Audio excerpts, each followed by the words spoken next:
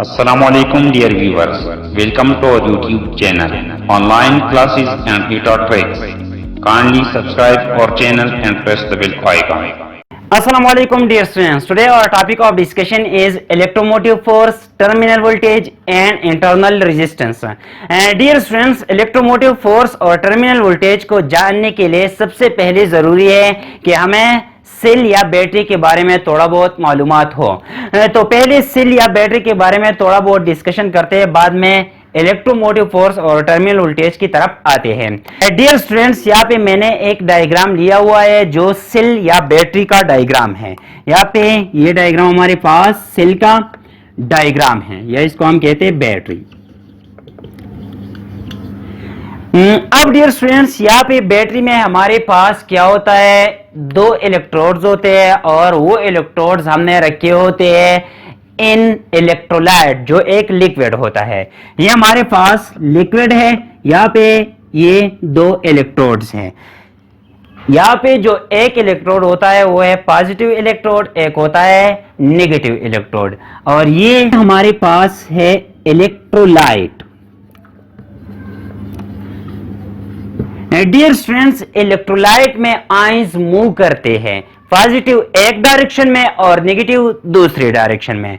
So we can write that electrolyte में क्या होता है, इलेक्ट्रोलाइट में आयंस मूव करते हैं, positive in one direction and negative in the other direction. अब डियर स्टूडेंट्स, इलेक्ट्रोमोटिव फोर्स क्या है और टर्मिनल वोल्टेज क्या है।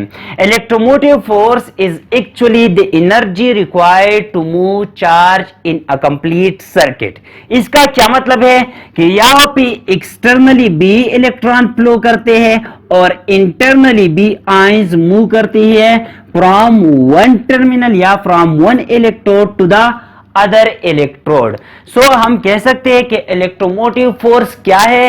इलेक्ट्रोमोटिव फोर्स है energy required to move charges in a complete circuit. एक कंप्लीट सर्किट में चार्जेस को मूव कराने के लिए जितनी एनर्जी रिक्वायर्ड होती है उसको हम कहते हैं इलेक्ट्रोमोटिव फोर्स। अब डियर स्टूडेंट्स, यहाँ पे कितने चार्जेस फ्लो कर रहे हैं, यहाँ पे बहुत से चार्जेस फ्लो कर रहे हैं। तो इलेक्ट्रोमोटिव फोर्स जो है ये है एनर्जी रिक्वायर्ड पर यूनिट चार्ज। यूनिट चार्ज को मूव कराने के लिए, एक कंप्लीट सर्किट में मूव कराने के लिए जितनी एनर्जी रिक्वायर्ड होती है उसको हम कहते हैं इलेक्ट्रोमोटिव फोर्स। सो इलेक्ट्रोमोटिव फोर्स का डिफिनीशन हमारे पास आ जाएगा, the energy required per unit charge to move the charge in a complete circuit.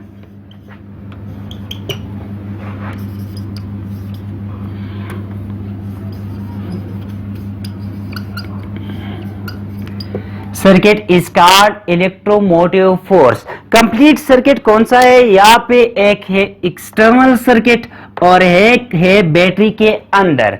तो डियर स्टूडेंट्स, यहाँ पे हम लिख सकते हैं कि वो कंप्लीट सर्किट कौन सा है, एक है आउटसाइड द सेल और एक है inside the cell. Outside the cell as well as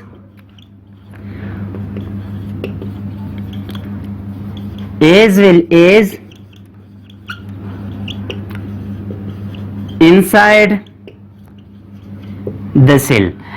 अब डियर स्टूडेंट्स, यहाँ पे हमारे पास है टर्मिनल वोल्टेज। टर्मिनल वोल्टेज क्या होता है, टर्मिनल वोल्टेज भी हमारे पास वही डिफिनीशन आ जाएगा, लेकिन टर्मिनल वोल्टेज जो है वो energy per unit charge to move a charge outside the battery, outside the battery in a circuit. यहाँ पे इस टर्मिनल से इस टर्मिनल तक चार्ज को लाने के लिए, यूनिट चार्ज को लाने के लिए जितनी एनर्जी रिक्वायर्ड होती है उसको हम कहते हैं टर्मिनल वोल्टेज। इलेक्ट्रोमोटिव फोर्स में हमारे पास इंटरनल और एक्सटर्नल दोनों आते हैं, जबकि टर्मिनल वोल्टेज में हमारे पास एक्सटर्नल सर्किट आता है। सो हमारे पास टर्मिनल वोल्टेज का डिफिनीशन आ जाएगा, the energy required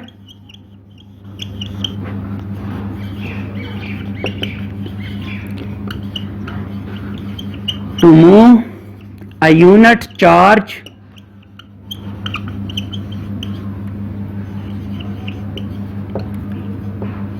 outside the cell in the external circuit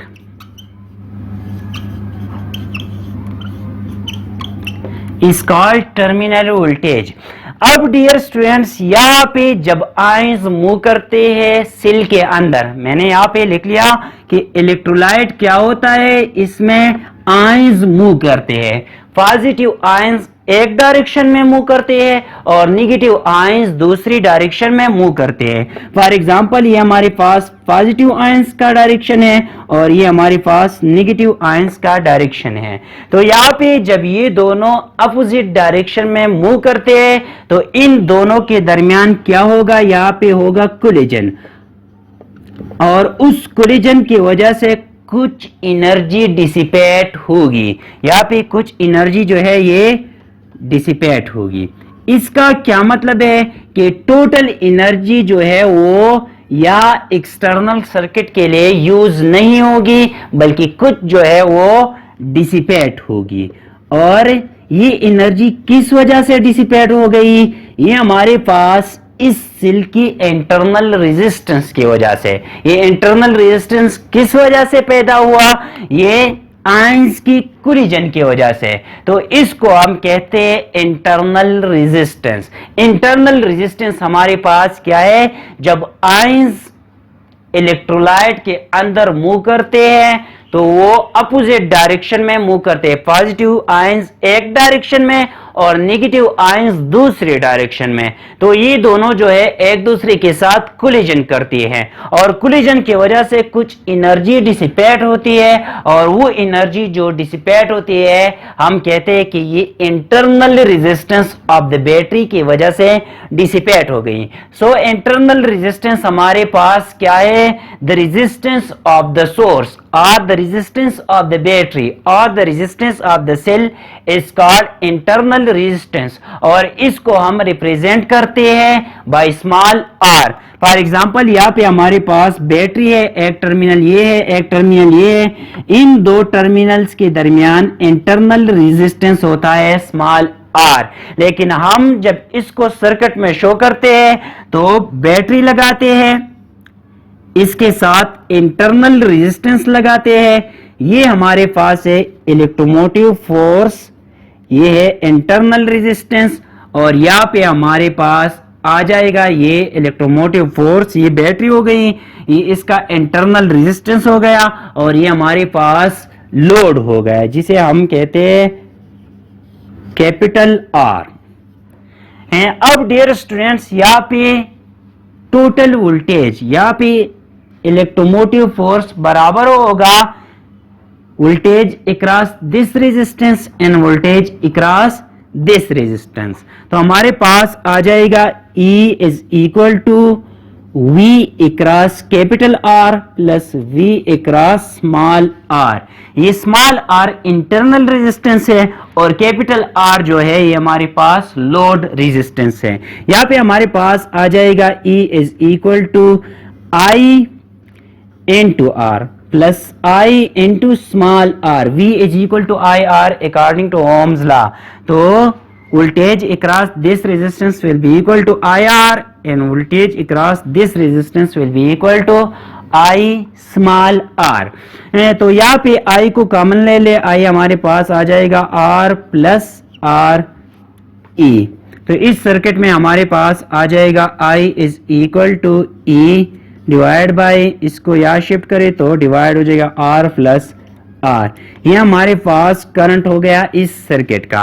अब डियर स्टूडेंट्स, टर्मिनल वोल्टेज क्या है कि वो एनर्जी जो एक यूनिट चार्ज को मूव करे आउटसाइड द बैटरी, तो वो हमारे पास क्या है, इस रेजिस्टेंस के अक्रॉस जो वोल्टेज आएगा वो हमारे पास होगा terminal voltage. So this VR is terminal voltage.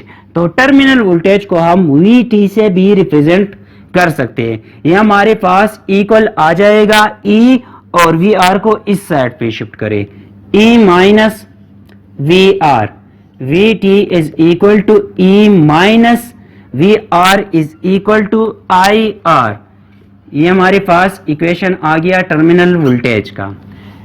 Dear students, ये था आज का हमारा लेक्चर। अगर किसी पॉइंट की समझ नहीं आई हो तो कमेंट बॉक्स में ज़रूर पूछ सकते हैं। इंशाल्लाह I will try my best to answer your question. Thank you all.